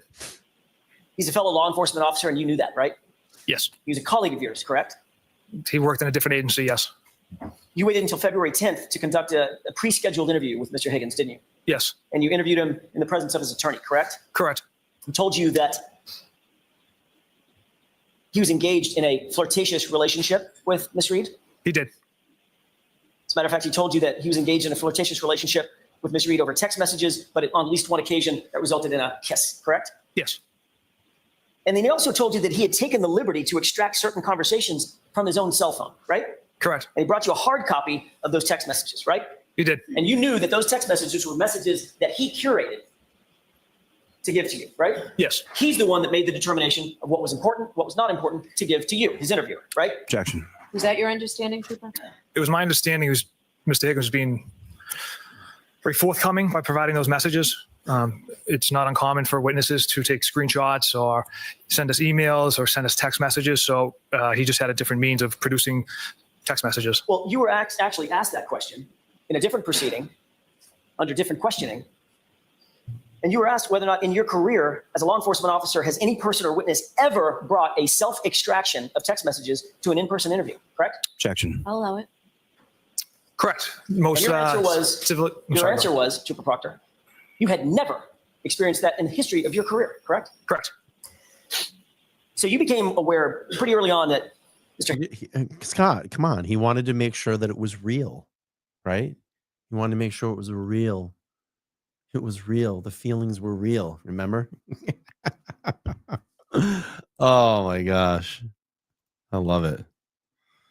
All right, let's keep playing. We're going to do about another 20 minutes here. Again, if you can donate just $3, freekarenreed.net, $3 to Karen Reed's Defense Fund. Put in your comment, LTL Media, and we're going to add everything up at the end and see how much we raised. We started it probably like an hour ago. No, 35 minutes ago. Yes, suss her out. Had to be real. He didn't make sure it was real. Mr. Higgins at least had a motive. Yeah, To exactly. want to visit harm on John O'Keefe, correct? Objection. I'll allow it. No, absolutely not. Well, you knew he had this flirtatious relationship with Karen Reed. Is that right? Yes. You became aware that he ignored, you saw the text messages. You became aware that Karen Reed actually ignored text messages from Mr. Higgins while at the Waterfall Bar and Grill with John O'Keefe, correct? Objection. I'll allow it. Here's the link Yes. for Karen. You were aware Reed that at 12:20 a.m., Brian Higgins sent a text message to John O'Keefe, coaxing him to 34 Fairview, correct? Objection. I'll see you at sidebar on this. I die. Let's see. From the Waterfall Bar and Grill, correct? Yes. And literally in the minutes before John O'Keefe's death, you saw video surveillance of Brian Higgins and Brian Albert taking fighting stances with one another, correct? I interpreted that as horsing around. I didn't ask you how you interpreted it, Trooper Proctor. I asked you if you saw it. Objection. Sustained. Did you see it or not? I did. And what you saw was these guys taking fighting stances, correct? Objection. Is that what you saw? Playful fight stances. But you waited until February 10th to interview him, correct? Yes. And you decided not to image his phone. Is that right? Correct. You didn't ask for consent to search his phone. Joni, take his thank phone, you so correct? much. That's No, awesome. You didn't seek a search warrant to get his phone. Is that right? No, sir. Did you know that on January 29th at 2:22 a.m., there was a call between him and Brian Albert that morning? I was not aware of that. Might have been important to your investigation, don't you think? Objection. I'll allow it. Depends what that. I don't know what the call was about. Sorry, finish that. I don't know what the call was about. I don't know if they actually connected and communicated what the length of the call was. So Right. And you never asked, did you? I was unaware that call took place. And you were unaware that that call took place because you didn't get his phone, Trooper Proctor, right? Typically, we don't get witnesses' phones, sir. You were unaware of that call at that time because you didn't seek his phone, correct? Objection. Turtle Boy's phone, didn't you? Correct. Took Karen's phones, didn't you?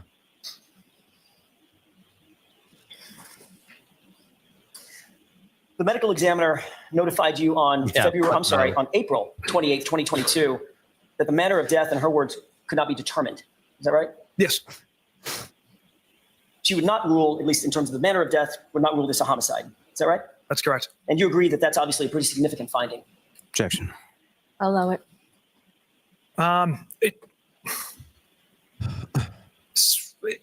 Her finding doesn't alter how we conduct our investigation, whether if it's undetermined or ruled a homicide. We're still going to continue to investigate one way, regardless of her determination. You obviously were not pleased with that. You were not pleased with that determination, right? It didn't matter one way or the other because, like I said, we continue on with the investigation. On April 28th, that same day, you received a text message from Trooper DeChico, correct? Yes. You turn to tab 11, please. What's the ID number? This is 2618. I'm sorry, tab 11 Triple is F. GGG, triple G is in golf.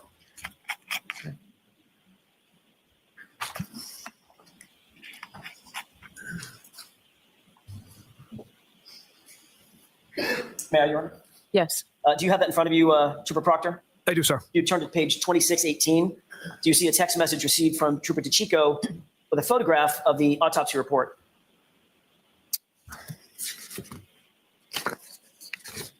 Yes. And that autopsy report indicates undetermined. Is that right? From Manor, yes. In response, you wrote a text message to DeChico, correct? I did.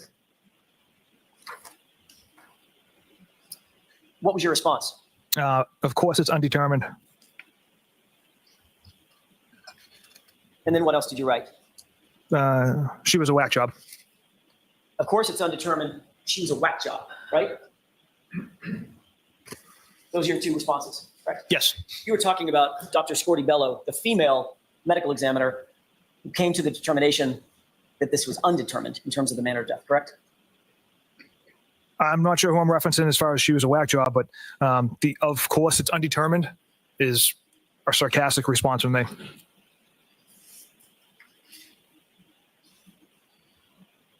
Have a moment, Your Honor. Sure.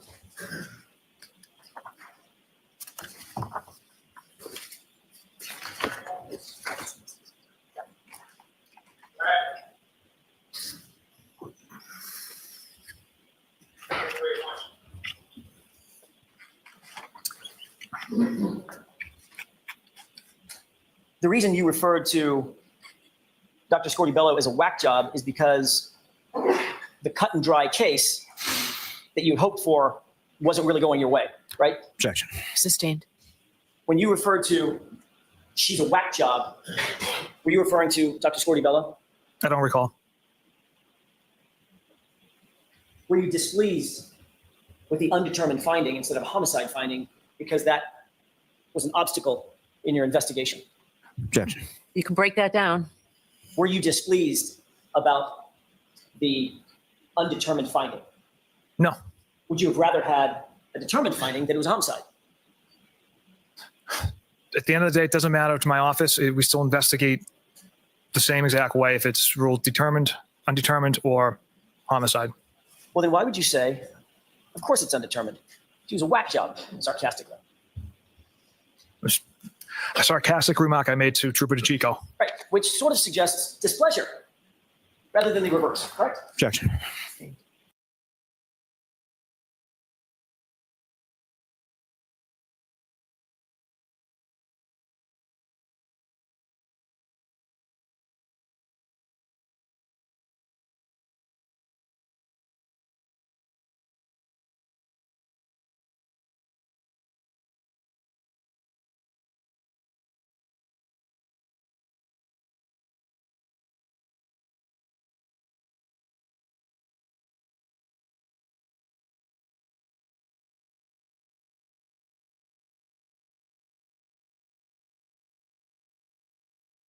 I was muted. No, I was just saying, I think it's a very interesting perspective that we're getting here to understand how these state troopers speak behind our backs or behind people that are in active cases.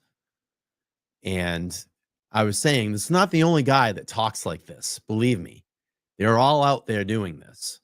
But this guy got exposed. And it's like the Wizard of Oz. You know, the curtain. Don't pay attention to the man behind the curtain. Well, the curtain's been pulled back, and Karen and her team did it. All right, let's play a little bit more here, and then we'll add up some totals.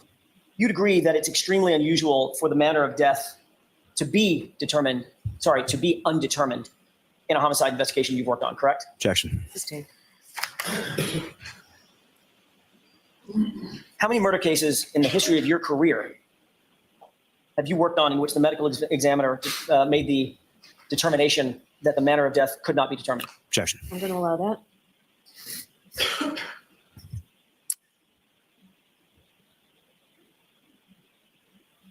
I wouldn't feel comfortable putting a number on it. It's not a lot. I couldn't ballpark it for you, but I know it's not a lot. Well, Trooper Proctor, you were asked this exact question in February of 2024 at another proceeding. Mm-hmm. And you indicated that you had never seen it in your entire career, correct?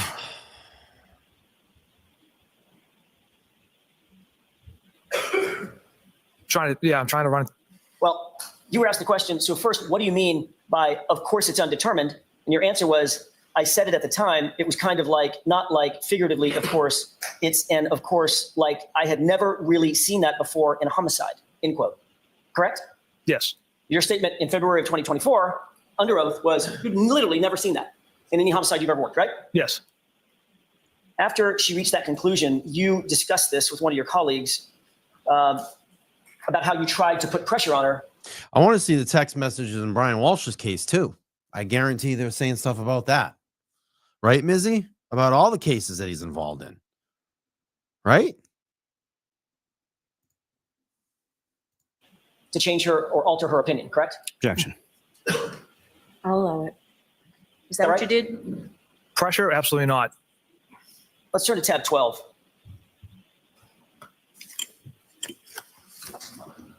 What's this for Answer's not in that identification? bottle, Is- This one, I'm just checking. This is HHH as in hotel.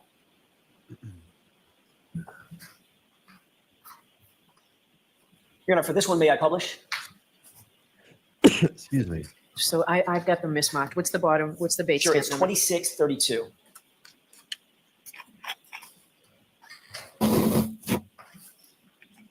Why don't you come to sidebar for I'm a minute, sorry. please? The face page is 2628. Maybe that helps. Okay. Got it? Within that packet, we'll turn to 2632. Okay.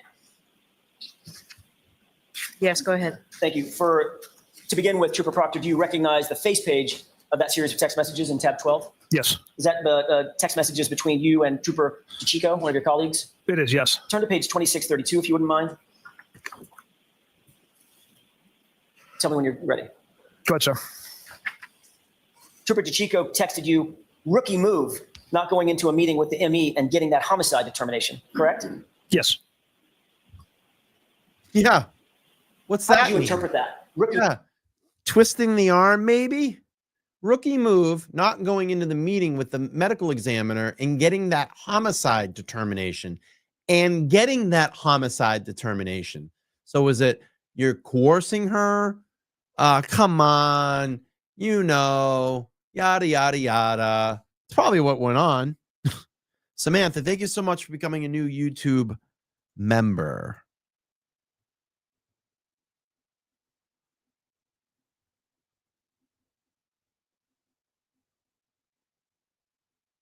Be great if Dr. Bowden could look at John O'Keefe's autopsy. He looked at Sandra's. Be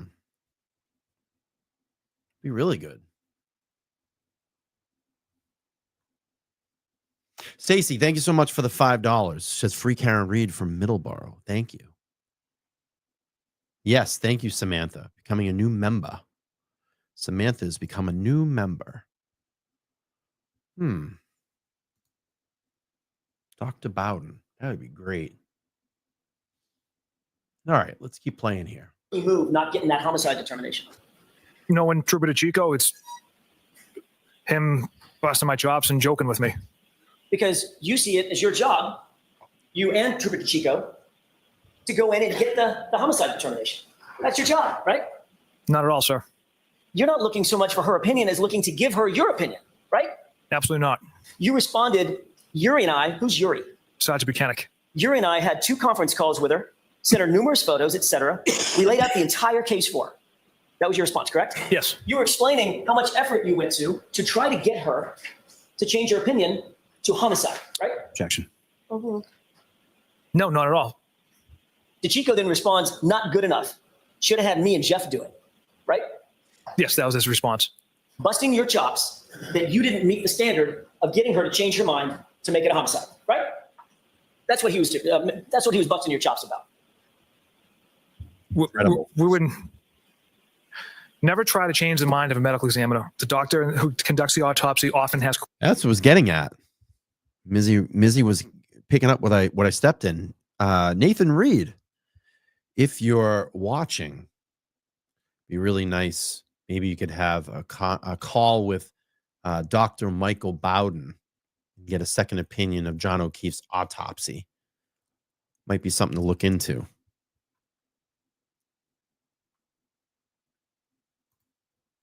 All right, let's keep questions.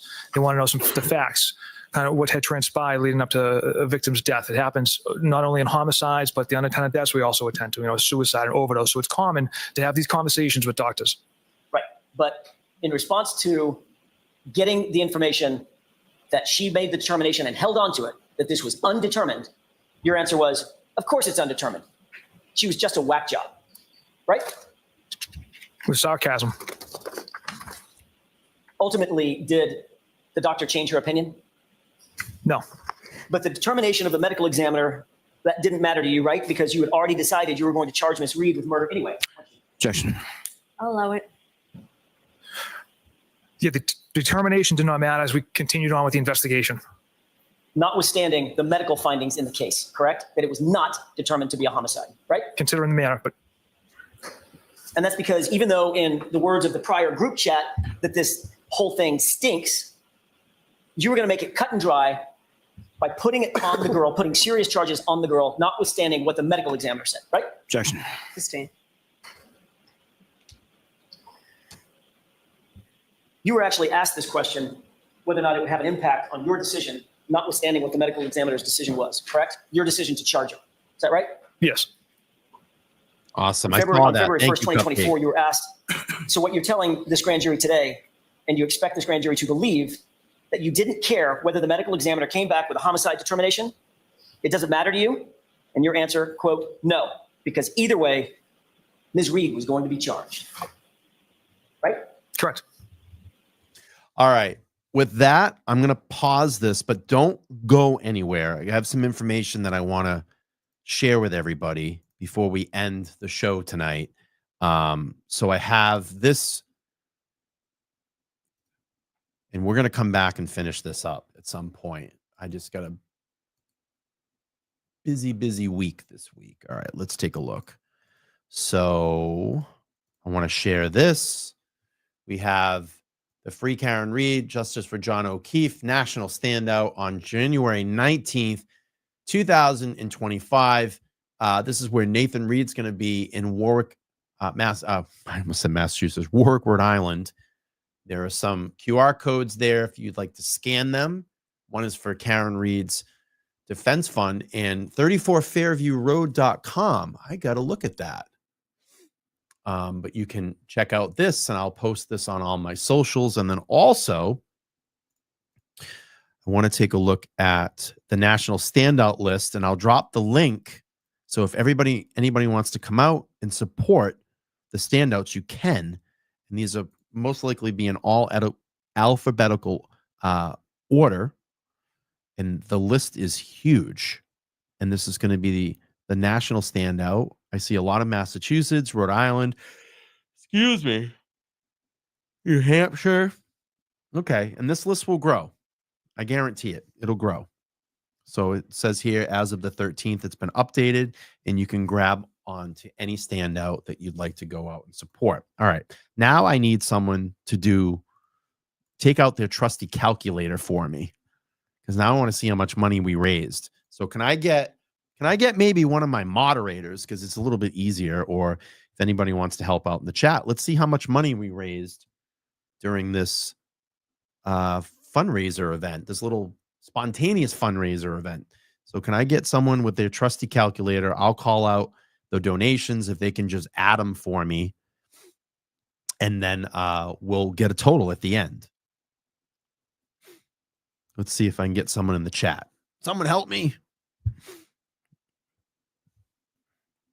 So I'll call the donations off. You just need to add them and then give me the total at the end. Anybody? Bueller?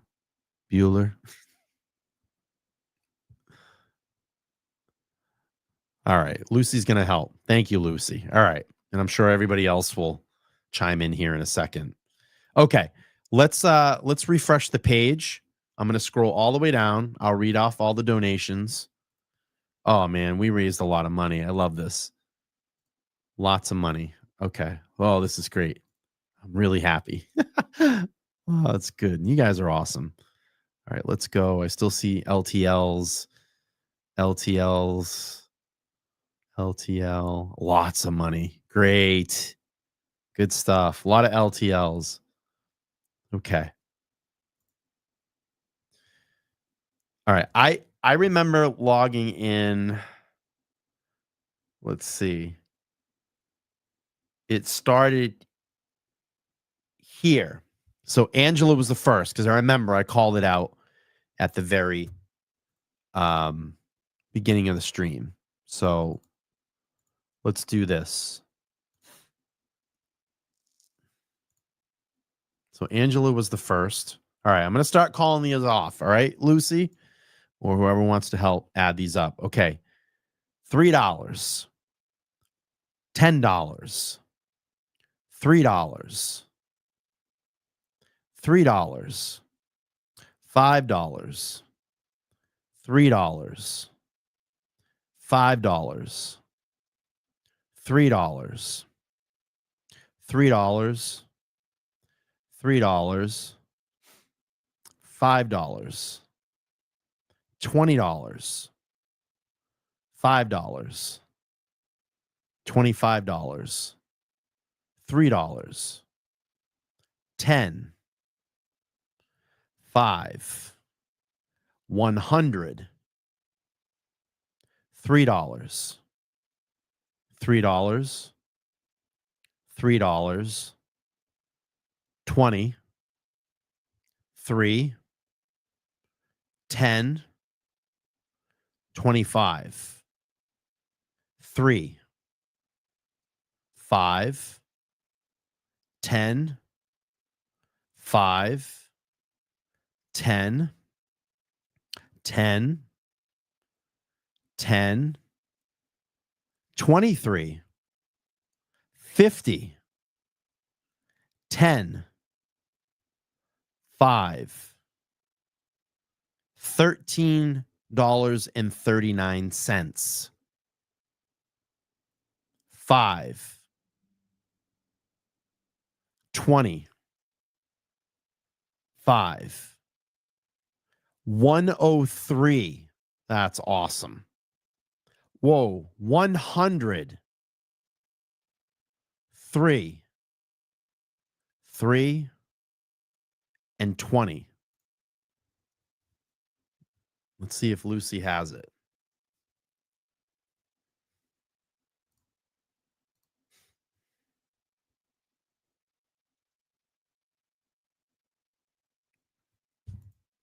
Let's wait and see if Lucy has it.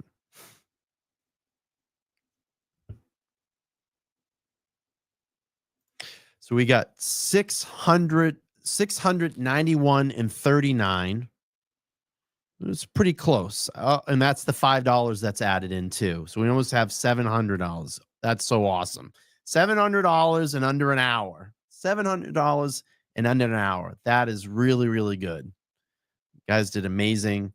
That's really great. It's really great. I think we got the total 694.39. You guys all did an amazing job. Thank you for adding that up. So 700, but look at, just raised $700 for Karen Reed's defense fund in like less than an hour. That's really great. I love it. Good stuff. Really, really good stuff. All right, everybody. I think that's going to end tonight's show. Yes, that is a great job, right? Under an hour, $700 in donations just from $3. And then obviously other people donated more, and we appreciate that. We really do. But it was to try to get everybody involved, and everybody could get involved, which was really awesome. So yeah. Oh, look at it. Allegedly LB say, I'll donate the difference to make it 700. All right. I love that. That's really good. Really, really good stuff.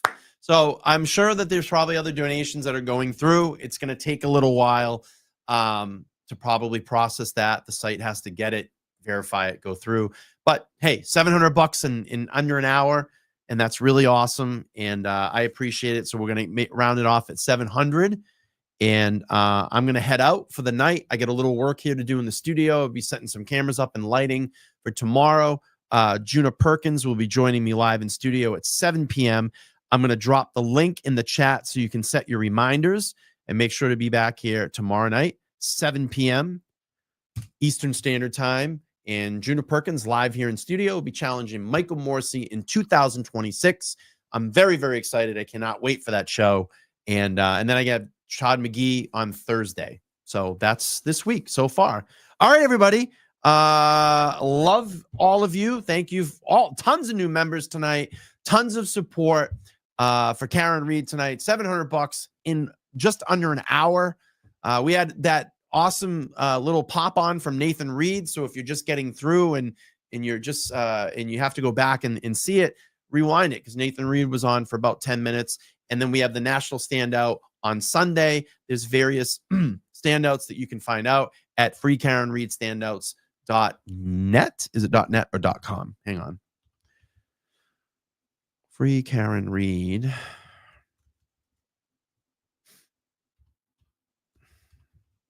Standouts. I'll drop that link in the chat. It is .com. KarenReedStandouts.com. KarenReedStandouts.com. I'll drop that link in there. Set your reminders for tomorrow, 7 p.m. Eastern Standard Time. Again, Juna Perkins. And thank you. Everybody have an amazing night. I'll talk to everybody soon. And make sure to like, share, and subscribe. Oh, by the way, we hit tonight.